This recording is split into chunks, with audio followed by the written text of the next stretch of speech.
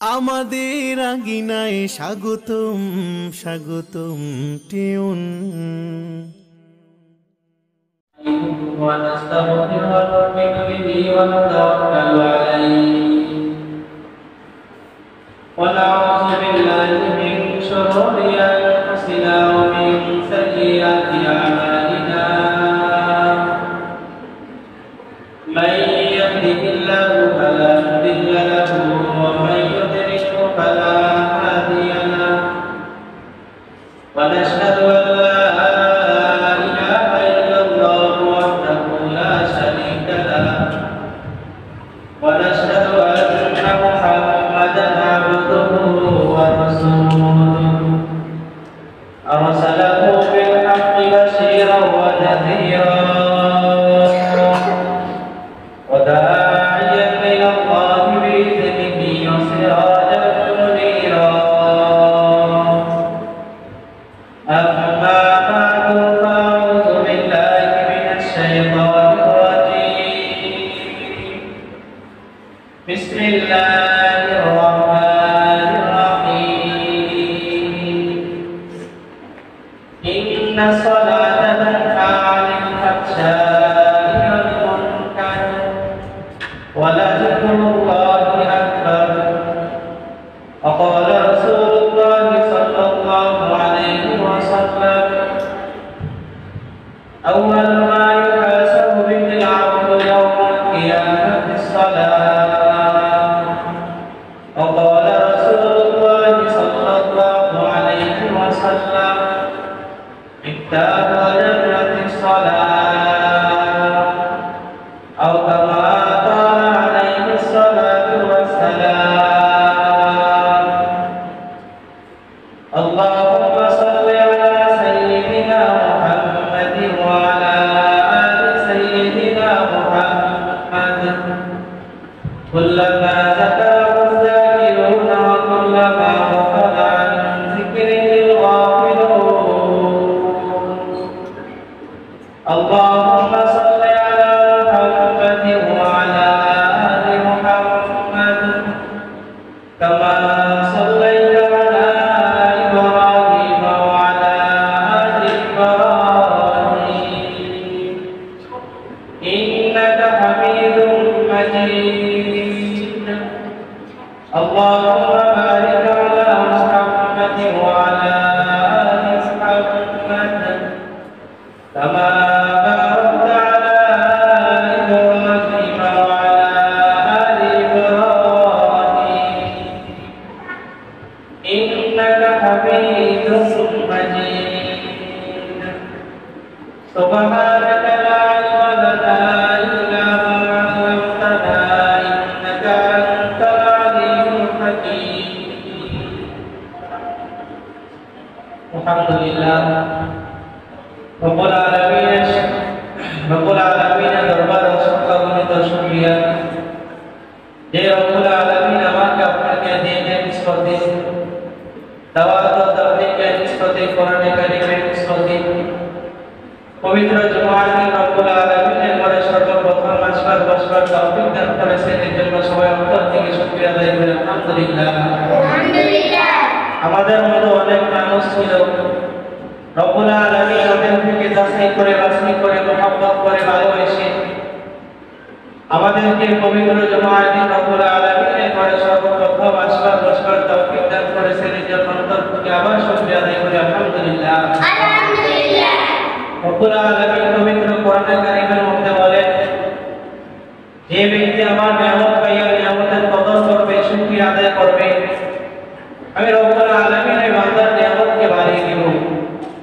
আর যে ব্যক্তি আমার নিয়ামত পাইবে নিয়ামতের কদর করবে না আমি রব্বুল আলামিন তার থেকে নিয়ামত ছিনিয়ে নেব এবং তাকে কঠিন আযাব দ্বারা গ্রেফতার করব। এজন্য শুকরিয়া থাকি লুকিয়ে থাকি যে কোন অবস্থায় থাকি না কেন রব্বুল আলামিন এর নিকট বেশি বেশি শুকরিয়া আদায় করে। তো আমি খুতবার মধ্যে একটা আয়াত তেলাওয়াত করেছি রাসূল আকরাম সাল্লাল্লাহু আলাইহি ওয়াসাল্লামের হাদিস থেকে দুইখানা হাদিস আপনাদের সামনে পাঠ করেছি। রব্বুল আলামিন যদি আমাদের তৌফিক দান করে অল্প সময়ের মধ্যে কোরআন ও হাদিস থেকে দুই চারটা কথা বলবো ইনশাআল্লাহ। রব্বুল আলামিন পবিত্র কোরআনের মধ্যে বলেন ইন্না সালাতা তানহা আনিল ফাহশাই ওয়াল মুনকার ওয়া লাযিকরুল্লাহি আকবার। রব্বুল আলামিন পবিত্র কোরআনের কারিমের মধ্যে বলেন যে নিশ্চয়ই নামাজ বান্দাকে অশ্লীল কাজ থেকে, খারাপ কাজ থেকে বিরত রাখবে। নামাজ মানুষকে খারাপ কাজ থেকে বিরত রাখবে, ফাহশা কাজ থেকে বিরত রাখবে, মন্দ কাজ থেকে বিরত রাখবে। এখন আমি আপনি নামাজ পড়ি, কিন্তু আমাকে নামাজ গুনাহ থেকে বিরত রাখে না।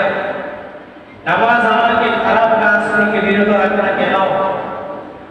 আমি আর আপনি তো নামাজ পড়ি রব্বুল আলামিনকে রাজি খুশি করার জন্য নামাজ পড়ি না। এই জন্য রব্বুল আলামিন বলেন যে বান্দা, তোমার নামাজ তোমাকে কিভাবে গুনাহ থেকে বাঁচিয়ে রাখবে, তোমার নামাজ তোমাকে কিভাবে খারাপ কাজ থেকে বাঁচিয়ে রাখবে। তুমি যখন নামাজ পড়ো, আমি রব্বুল আলামিনকে তো রাজি খুশি করার জন্য নামাজ পড়ো না। আমি যে আপনাদের সামনে আয়াতটা দেওয়ান করেছি, এই আয়াতের ব্যাখ্যার মধ্যে আল্লাহ ইবনে কাসির রাহমাতুল্লাহ আলাইহি লেখেন যে একবার হযরত আবু হুরায়রা রাদিয়াল্লাহু তাআলা আনহু থেকে হাদিস বর্ণিত উনি বলেন রাসূল আকরাম সাল্লাল্লাহু আলাইহি ওয়াসাল্লামের দরবারে এক লোক গিয়ে বলতেছে, ইয়া রাসূলুল্লাহ, আমার এলাকার মধ্যে একজন লোক আছে, উনি দৈনন্দিন রাতে তাহাজ্জুদ নামাজ পড়ে, আবার কখনো কখনো উনি চুরি করে। রাসূল আকরাম সাল্লাল্লাহু আলাইহি ওয়াসাল্লাম যখন এই কথা শুনলো, তখন ওই ব্যক্তিকে বলতেছে, কে ভাই শোনো, ওই ব্যক্তিকে একদিন ওনার নামাজ শরীর থেকে বিরত রাখবে, ওনার নামাজ ওনাকে একদিন খারাপ কাজ থেকে বিরত রাখবে। রাসূল আকরাম সাল্লাল্লাহু আলাইহি ওয়াসাল্লাম নিজেও বলেছেন যে নামাজ মানুষকে খারাপ কাজ থেকে বিরত রাখে, নামাজ মানুষকে মন্দ কাজ থেকে বিরত রাখে। নামাজ পড়তে হবে রব্বুল আলামিনকে রাজি খুশি করার জন্য। রব্বুল আলামিন যেভাবে নামাজের কথা বলেছেন, ওইভাবে যদি আমি আর আপনি নামাজ আদায় করি, রব্বুল আলামিন বলে তোমার নামাজ তোমাকে গুনাহ থেকে বিরত রাখবে, তোমার নামাজ তোমাকে খারাপ কাজ থেকে বিরত রাখবে। রাসূল আকরাম সাল্লাল্লাহু আলাইহি ওয়াসাল্লাম যখন সাহাবায়ে কেরামদের সামনে নামাজের বয়ান করতেন, নামাজের নসিহত করতেন, সাহাবায়ে কেরাম রাদিয়াল্লাহু তাআলা পাগল হয়ে যেত। রাসূল আকরাম সাল্লাল্লাহু আলাইহি ওয়াসাল্লাম যখন জামাতের কায়দাগুলো বলতেন, সাহাবায়ে কেরাম রাদিয়াল্লাহু তাআলা যথেষ্ট চেষ্টা করতো যে তাকবীর ওলার সহিত নামাজ আদায় করার জন্য। যদি আমরা সাহাবায়ে কেরামদের জীবনের দিকে তাকাই, এরকম ঘটনা আছে যে তাদের জীবন চলে গেছে, যে তাদের স্ত্রী চলে গেছে, তারপর তারা তাকবীর ওলা বাদ দেয় না। রাসূল আকরাম সাল্লাল্লাহু আলাইহি ওয়াসাল্লামের ওয়াজ শুনে, নসিহত শুনে মসজিদে আয়েশা তাকবীর ওলার সহিত নামাজ আদায় করছে রব্বুল আলামিনকে রাজি খুশি করার জন্য। এরকম ভাবে হাদিসের কিতাবের মধ্যে আসছে যে সাহাবায়ে কেরাম রাদিয়াল্লাহু তাআলা আনহু তাকবীর ওলাকে কিরকম পাবন্দি করতেন, তাকবীর ওলার সাথে তারা কিভাবে নামাজ আদায় করতেন। রাসূলের একজন সাহাবী হযরত আব্দুল্লাহ ইবনে উমর রাদিয়াল্লাহু তাআলা আনহু উনি বলেন, আমি একজন অন্ধ সাহাবী, আমি একবার রাসূল আকরাম সাল্লাল্লাহু আলাইহি ওয়াসাল্লামের কাছে গিয়ে বলতেছি, ইয়া রাসূলুল্লাহ, আমি আপনার একজন অন্ধ সাহাবী, মসজিদে নামাজ পড়তে আসলে আমার অনেক কষ্ট হয়, তা আপনি যদি আমাকে একটু অনুমতি দিতেন তো আমি আজানের পর আমি মসজিদে না এসে ঘরে নামাজ আদায় করে নিতাম। রাসূল আকরাম সাল্লাল্লাহু আলাইহি ওয়াসাল্লাম এই সাহাবীকে বলতেছেন যে আব্দুল্লাহ ইবনে উমর মাকতুম, মসজিদ থেকে যখন মুয়াজ্জিন সাহেব আযান দেয় তুমি কি আযান শুনতে পাও? তো আব্দুল্লাহ ইবনে উমর মাকতুম রাদিয়াল্লাহু তাআলা বলতেছে, হ্যাঁ ইয়া রাসূলুল্লাহ, মুয়াজ্জিন সাহেব যখন পাঁচ ওয়াক্ত নামাজের সময় আযান দেয়, আমি তো আমার দুই কানে স্পষ্টভাবে আযান শুনতে পাই। রাসূল আকরাম সাল্লাল্লাহু আলাইহি ওয়াসাল্লাম এই কথা শোনার পর বলতেছেন, হে আব্দুল্লাহ ইবনে উমর মাকতুম, শোনো, তাহলে তোমার জন্য পাঁচ ওয়াক্ত নামাজ মসজিদে এসে আদায় করতে হবে, ঘরে নামাজ পড়ার কোনো সুযোগ নেই। উনি একজন অন্ধ সাহাবী, রাসূলের কাছে আয়েশা একটু জামাতটা ঘরে আদায় করবে, একটু অনুমতি চাইছে, কিন্তু রাসূল অনুমতি দেয় না। একজন অন্ধ সাহাবীকে যদি এরকম কঠোরভাবে জামাতের পাবন্দি করা হয়, আমার আপনার উপর কি করা দরকার?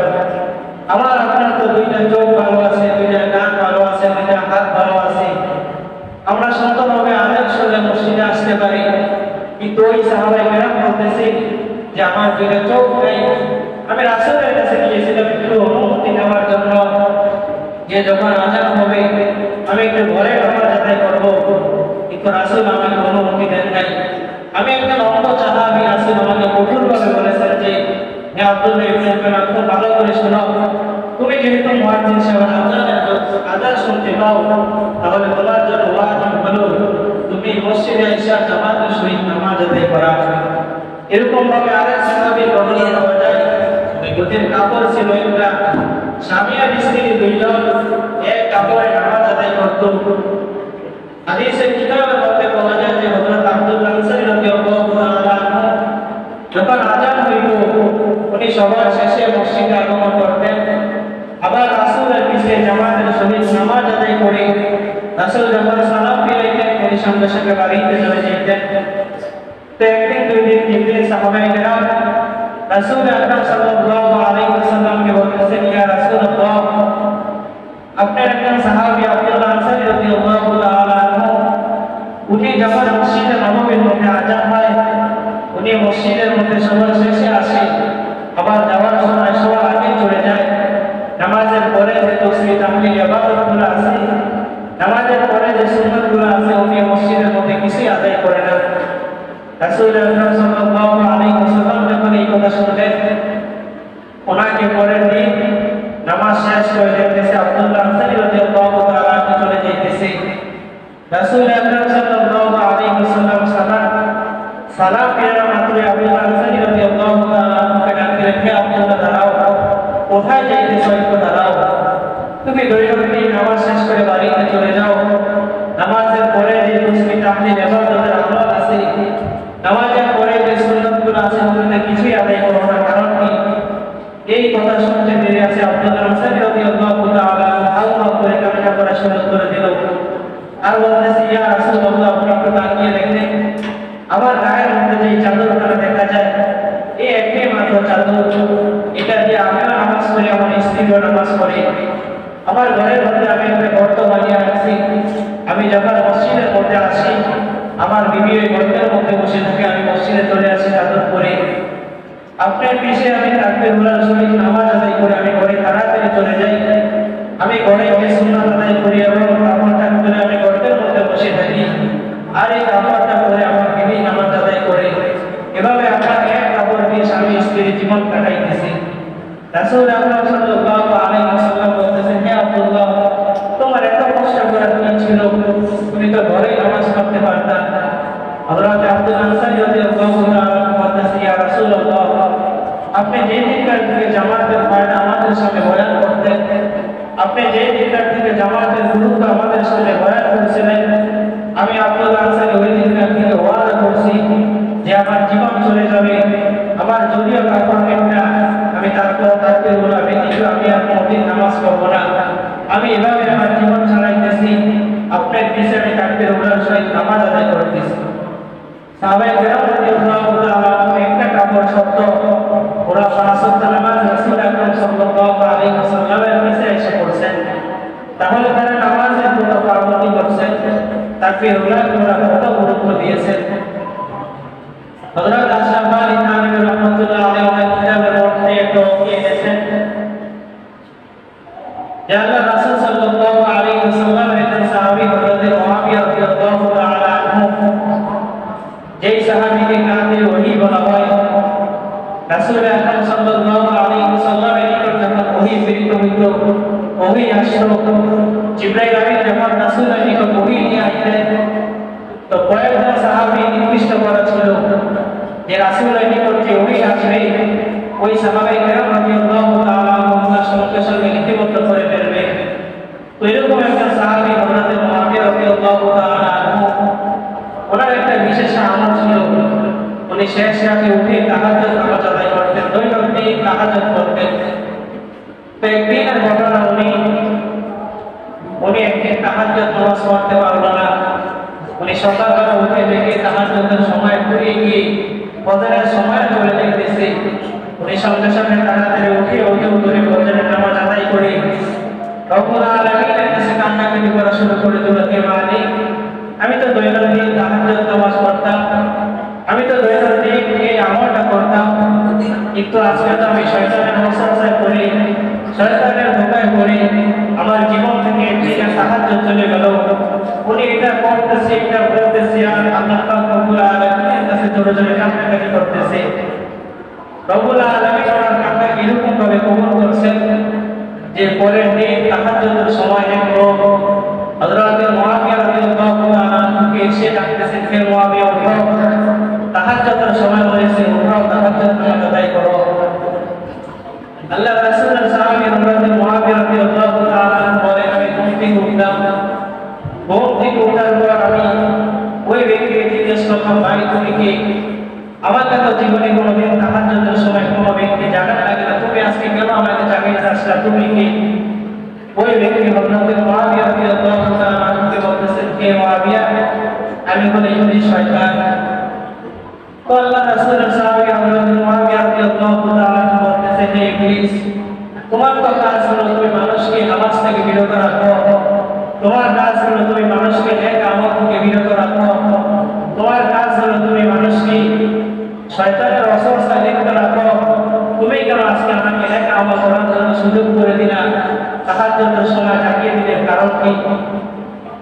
তখন ইবলিস হযরত মুআবিয়া রাদিয়াল্লাহু তাআলা কে বলতেছেন, হে মুআবিয়া শোনো, আমি তোমাকে গত রাতে তাহাজ্জুদ থেকে বিরত রাখছিলাম, কিন্তু তুমি সকালবেলা উঠে রব্বুল আলামিনের কাছে এরকম কান্নাকাটি করলা, রব্বুল আলামিনের কাছে এরকম ক্ষমা চাইলা, রব্বুল আলামিন তোমার তওবাকে, তোমার কান্নাকে এতটুকু করে কবুল করেছে যে তুমি দৈনন্দিন যে আমল করতা, আজকে এক কান্নার বিনিময়ে রব্বুল আলামিন তোমার আমলকে অনেক আগিয়ে দিয়েছে। এজন্য আজকে আমি তাহাজ্জুদের সময় তোমাকে জাগাইতে আসলাম যে তোমার আমল যতটুকু আছে ততটুকু থাকুক, তোমার আমল যেন না অগ্রসর হতে পারে, সামনের দিকে না যেতে পারে। এজন্য আমি আজকে তোমাকে তাহাজ্জুদের সময় জাগিয়ে দিলাম। তো শয়তানও চায় না যে উম্মতে মুহাম্মদ একটা নেক আমল করবে আর শয়তান এটা বরদাস্ত করবে, এটা শয়তানও পায় না, এটা শয়তানও চায় না। কারণ শয়তান শুধু চায় মানুষকে কিভাবে নামাজ থেকে বিরত রাখবে, মানুষকে কিভাবে রোজা থেকে বিরত রাখবে, মানুষকে কিভাবে নেক আমল থেকে বিরত রাখবে। শয়তান হলো মানুষের একমাত্র দুশমন, একমাত্র শয়তান। তো একমাত্র নামাজের জন্য শর্ত হলো যে সুন্দরভাবে ওযু করা। আমি আপনি যখন সুন্দরভাবে নামাজ আদায় করব, আর এই নামাজ যদি রব্বুল আলামিনকে রাজি খুশি করার জন্য হয়, রব্বুল আলামিন বলে, বান্দা তুমি দুনিয়া পর্যন্ত আমাকে পেয়ে যাইবা, মৃত্যুর পরে আমাকে পেয়ে যাইবা। তো আমরা তো নামাজ পড়ি, নামাজের আগে আমরা যে ওযু করি, রাসূল আকরাম সাল্লাল্লাহু আলাইহি ওয়াসাল্লাম বলেছেন, হে বান্দা তুমি যখন নামাজ পড়বা, নামাজের আগে সুন্দরভাবে ওযু করো। হাদিসের কিতাবের মধ্যে আছে যে হযরত আবু যর গিফারী রাদিয়াল্লাহু তাআলা থেকে বর্ণিত, উনি বলেন যে একবার আমি আর আল্লাহর রাসূল সাল্লাল্লাহু আলাইহি ওয়াসাল্লাম ফজরের নামাজ শেষ করে আমরা একটু হাঁটতে বাইরে হইলাম শীতকালে। তো আমরা দেখতেছি গাছের পাতাগুলো আস্তে আস্তে ধরে ধরে পড়ে যাইতেছে জমিনের মধ্যে। রাসূল আকরাম সাল্লাল্লাহু আলাইহি ওয়াসাল্লাম বলতেছেন, না আবু যর, বলো তো গাছের পাতাগুলো কেন ধরে ধরে পড়ে যায়? আল্লাহ রাসূলের সাহাবী হযরত আবু যর গিফারী রাদিয়াল্লাহু তাআলা বলতেছেন, ইয়া রাসূলুল্লাহ, এখন তো শীতের মৌসুম চলতেছে, এখন তো যে পুরান পাতাগুলো আছে এগুলো ধরে ধরে পড়ে যাবে আর নতুন পাতা গাছের মধ্যে ধরবে, এই জন্য পুরান পাতাগুলো ধরে ধরে পড়ে যাইতেছে।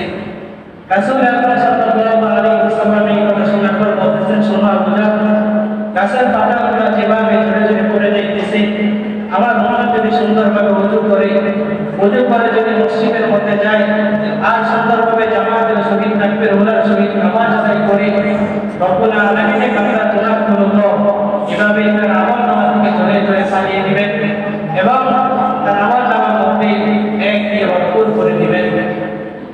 এজন্য রাসূল আকরাম সাল্লাল্লাহু আলাইহি ওয়াসাল্লাম বলেন, হে উম্মতে মুহাম্মাদী, তোমরা যখন নামাজ পড়বা, নামাজের আগে সুন্দরভাবে ওযু করে দাও, এরকম ভাবে ওযু করো যে ওযু দ্বারা তোমার নামাজ কবুল হয়ে যায় আর এই নামাজ দ্বারা তুমি রব্বুল আলামিনকে রাজি খুশি করতে পারো। আমি আর আপনি যখন ওযু করি, ওযুর দ্বারা আমার হাতের গুনাহ, আমার পায়ের গুনাহ, শরীরের অঙ্গ প্রত্যঙ্গের যে গুনাহগুলো আছে রব্বুল আলামিন কিন্তু এগুলো সব কিছু মাফ করে দেন। কিতাবের মধ্যে পাওয়া যায় যে ইমাম আবু হানিফা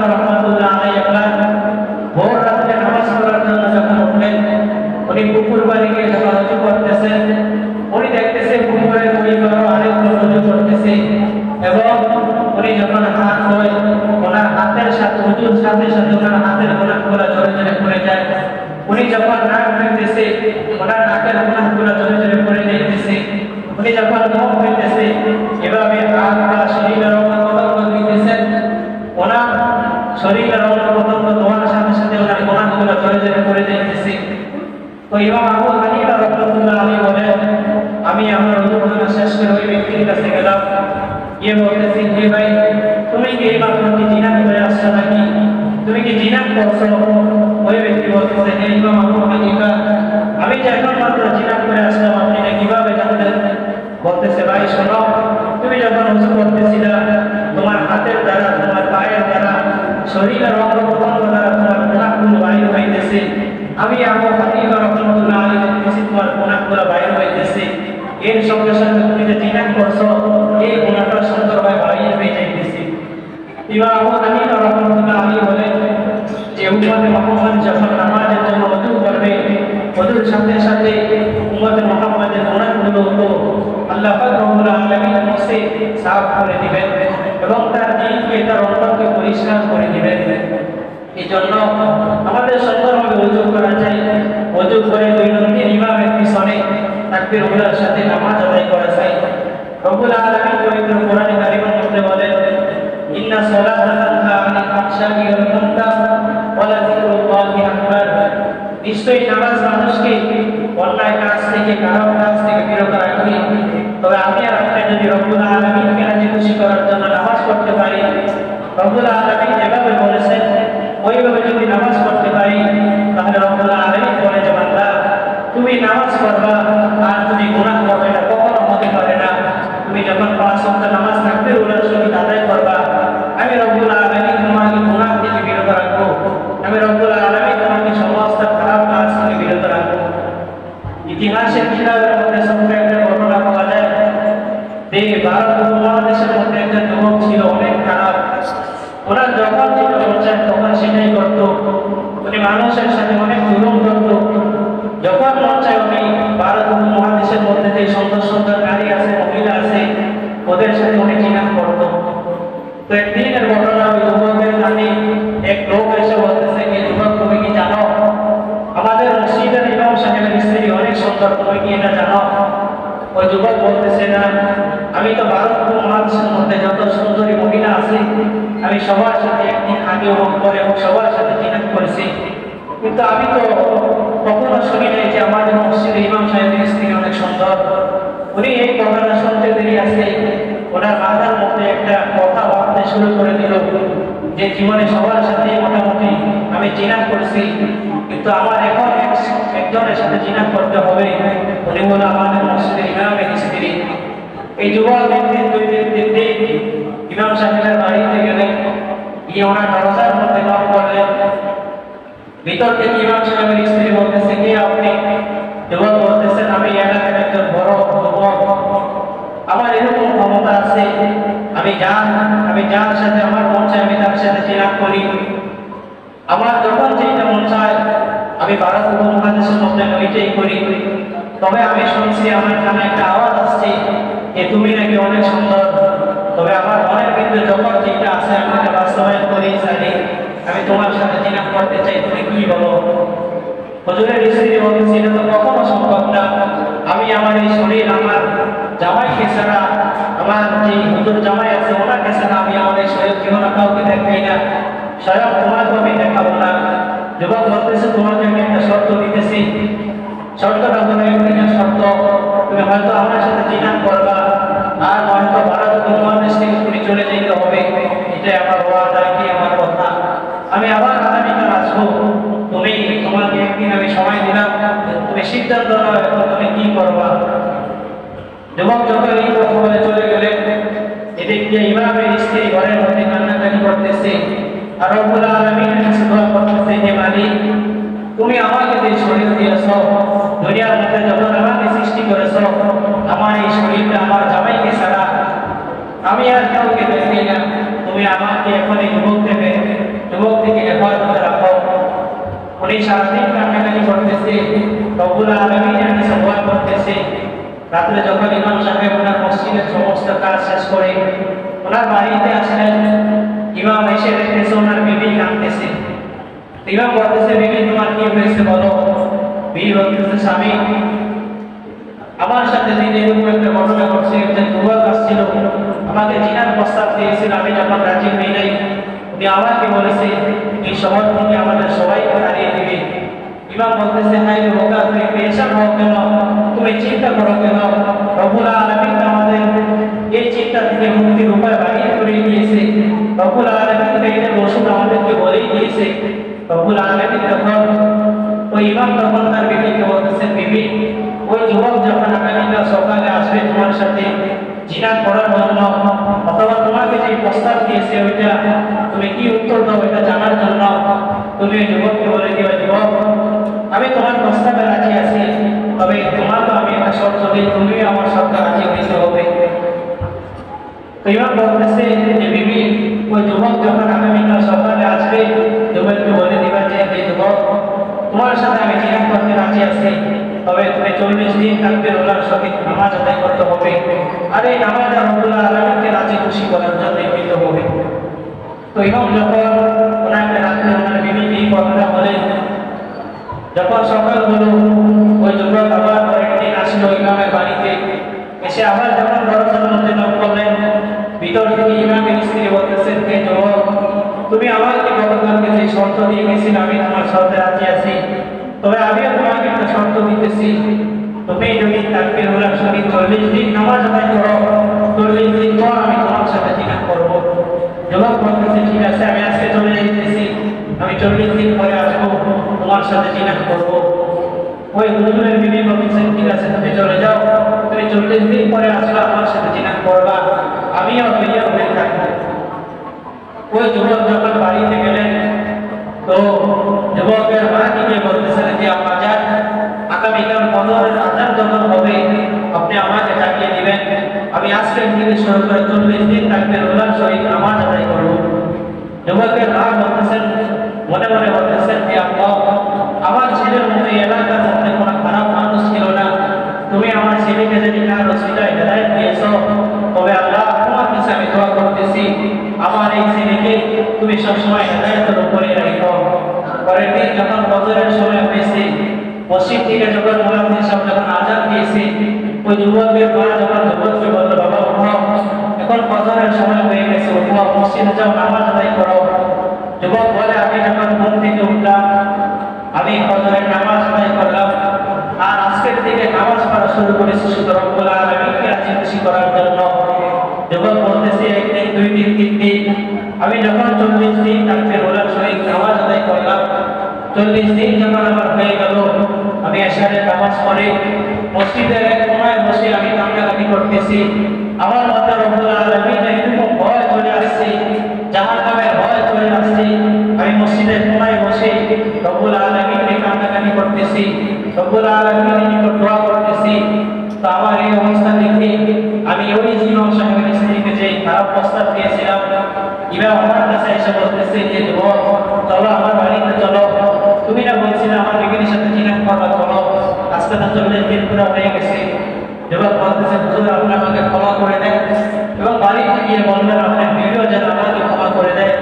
হুজুর আমি যখন সর্বপ্রথম যখন আপনার বিবির কাছে গিয়েছিলাম, আপনার বিবি আমাকে একটা শর্ত দিয়েছিল যে আমি যেন তাকবীরুল্লাহর সহিত 40 দিন নামাজ আদায় করি, আর এই নামাজের যেন রব্বুল আলামিনকে রাজি খুশি করার জন্য হয়। আমি যখন শুরু থেকে তাকবীরুল্লাহর সহিত নামাজ আদায় করেছিলাম, আজকে আমার 40 দিন হয়ে গেছে, কিন্তু আমি কেন জানি দেখতেছি আমার মনের মধ্যে, অন্তরের মধ্যে রব্বুল আলামিনের ভয় কাজ করতেছে, রব্বুল আলামিনের জাহান্নামের ভয় কাজ করতেছে। আমি যে শুরুতে জিনার প্রস্তাব দিয়েছিলাম, এখন আমার মনের মধ্যে, আমার অন্তরের মধ্যে কোনো জিনার কথাই নাই, আমার অন্তরের মধ্যে শুধু একটাই কথা যে রব্বুল আলামিন আমাকে মাফ করবেন কিনা। যুবক তখন হুজুরকে বলতেছেন, হুজুর আপনি আমার একটু বলেন যে আমি যে এত বড় গুনাহ করে ফেললাম, আমি আপনার বউকে জিনা করার প্রস্তাব দিয়েছিলাম, আল্লাহ পাক রব্বুল আলামিন আমাকে মাফ করবে কি? তখন এই মসজিদের ইমাম সাহেব বলতেছে, যুবক তুমি পেরেশান হও না, তুমি চিন্তিত হও না, রব্বুল আলামিন তো কোরআনে কারীমের মধ্যে বলেই দিয়েছেন যে লা তাকনাতু মির রাহমাতিল্লাহ, বান্দা তুমি নিরাশ হও না, তোমার গুনাহ হয়ে গেছে, গুনার পর তওবা করো, আমি রব্বুল আলামিন তোমাকে মাফ করার জন্য যুবক তখন ইমামের হাতে হাত দিয়ে এরকম তওবা করলো, রব্বুল আলামিন তখন ওই যুবককে এলাকার একজন বড় ওলি হিসেবে কবুল করে নিয়েছে। তো যুবকের প্রথম টার্গেট ছিল কি, যুবক জিনা করার জন্য গিয়েছিল, কিন্তু ইমামের স্ত্রী যখন যুবককে তাকবীরুল আমল দিয়েছিল, যুবককে তাকবীরুল্লাহকে রব্বুল আলামিনকে রাজি খুশি করার জন্য যখন নামাজ পড়া শুরু করে দিল, একদিন, 2 দিন, 3 দিন, 40 দিন হওয়ার পর যুবকের মধ্যে এরকম রব্বুল আলামিনের ভয় চলে আসছে, রব্বুল আলামিনের জাহান্নামের ভয় চলে আসছে। যুবক তখন জিনার কাজ ছেড়ে দিয়ে যুবককে রব্বুল আলামিন আল্লাহর একজন ওলি বানিয়ে দিয়েছে। মেরে ভাইও, আমরা যদি সুন্দরভাবে তাকবীরুল্লাহর সহিত নামাজ আদায় করি, আরে নামাজ যদি রব্বুল আলামিনকে রাজি খুশি করার জন্যই হয়, তাহলে রব্বুল আলামিন বলেন, বান্দা নামাজ পড়ার পর আরে নামাজ যদি আমার জন্য হয় তো 2টা হাত ধরে আমি রব্বুল আলামিনের কাছে তুমি যেটাই চাইবা, আমি রব্বুল আলামিন তোমাকে ওইটাই দান করব। হাদিসের মধ্যে রাসূল আকরাম সাল্লাল্লাহু আলাইহি ওয়াসাল্লাম বলেছেন যে মিফতাহুল জান্নাতিস সালাত, বান্দা শুনো, নামাজ হলো তোমার বেহেশতের চাবি। দুনিয়ার মধ্যে যদি সুন্দরভাবে 5 ওয়াক্ত নামাজ আদায় করো, রব্বুল আলামিন তোমাকে মৃত্যুর পর পরে একটা চাবি দিবেন, এগুলো জান্নাতের চাবি। আর যদি নামাজ আদায় না করো, মৃত্যু হইতে দেরি আছে, রব্বুল আলামিন তোমাকে আযাব ভোগ করতে আর দেরি করবেন না। কিন্তু এজন্য মেরে ভাইও, রব্বুল আলামিন অল্প সময়ের জন্য আমাদের দুনিয়ার মধ্যে সৃষ্টি করেছেন, এই অল্প সময়ের মধ্যে কিছু করা দিয়ে আমরা ছিলাম কিন্তু জান্নাতে। দুনিয়ার মধ্যে আইছিলাম কিছু নেক আমল নেওয়ার জন্য, রব্বুল আলামিন বলেন, বান্দা দুনিয়া থেকে এসে কিছু নেক আমল নিয়ে তোমার বাড়ি জান্নাতে, আবার জান্নাতের উদ্দেশ্যে রওনা দিবা। তোমার দুনিয়াতে গিয়ে তুমি রব্বুল আলামিনকে কিছু বলে যেও না, রব্বুল আলামিনকে যখন বলবা তখন তোমার উপর কিছু কঠিন আযাব আমি রাখছি, ওই কঠিন আযাব তুমি কিন্তু ভোগ করতে হবে।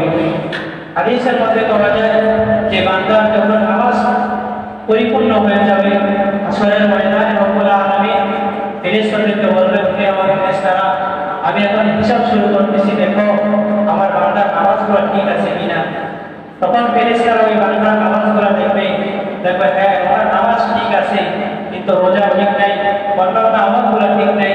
রব্বুল আলামিন বলবে, হে আমার ফেরেশতারা, আমার বান্দার কিন্তু নামাজ ঠিক আছে, চলো ওই নামাজের উসিলায় তাকে জান্নাতে প্রবেশ করিয়ে দাও। আবার এরকম বলা যায় যে রব্বুল আলামিন ফেরেশতাদেরকে বলবেন, হে আমার ফেরেশতারা, আমার বান্দার নামাজগুলো ঠিক আছে কিনা দেখো। তখন ফেরেশতারা দেখবে তার আমল-নামার মধ্যে তার রোজা ঠিক আছে, যাকাতের সওয়াবগুলো ঠিক আছে, কিন্তু নামাজের মধ্যে একটু কমতি আছে। রব্বুল আলামিন বলেন, হে আমার ফেরেশতারা, এই বান্দাকে বিনা হিসাবে জাহান্নামের মধ্যে প্রবেশ করাও, কারণ আমি দুনিয়ার মধ্যে ওনার উপর 5 ওয়াক্ত নামাজকে ফরজ করেছি এবং প্রতিজ্ঞা করেছি, ওয়াদা করেছি, যে ব্যক্তি 5 ওয়াক্ত নামাজের জিম্মাদারি নেবে, আমি রব্বুল আলামিন দুনিয়াতে এবং কবরের মধ্যে, হাসরের মধ্যে আমি তার জিম্মাদারি হয়ে যাব। এই ব্যক্তি দুনিয়ার মধ্যে নামাজের জিম্মাদারি গ্রহণ করে নাই, আমি আজকে এই ব্যক্তির জিম্মাদারি গ্রহণ করব না, ওনাকে তুমি বিনা হিসাবে জাহান্নামের মধ্যে প্রবেশ করাও। জন্য মেরে ভাইও, দুনিয়ার মধ্যে আমরা অল্প সময়ের মধ্যে আসছি, রব্বুল আলামিন আমাদেরকে অল্প সময়ের মধ্যে দুনিয়ার মধ্যে পাঠিয়েছেন শুধু ইবাদত করার জন্য। রব্বুল আলামিন আমার আয়াতের মধ্যে বলেন, ওমা খালাকুতুল জিন্না ওয়াল ইনসা ইল্লা লিয়াবুদুন, দুনিয়ার মধ্যে শুধু 2 জাতি শুধু ইবাদত করবে, একটা হলো মানুষ আর একটা হলো জিন জাতি। এই 2 জাতি আল্লাহ পাক রব্বুল আলামিনের ইবাদত করবে। আর আমাদের দুই চোখের সামনে আমরা যে করে দেখতেছি, রব্বুল আলামিনের নাটকগুলো দেখতেছি, ওগুলো রব্বুল আলামিন বলেছেন যে ওগুলো মানুষের ইবাদত করবে, আর মানুষ আর জিন রব্বুল আলামিনের ইবাদত করবে। যেন রব্বুল আলামিন আমাদের সবাইকে রব্বুল আলামিনের ইবাদত করার তৌফিক দান করুন, সবাই বলি আমিন। এবং আমরা সবাই তাকবীরুল্লাহর সাথে 5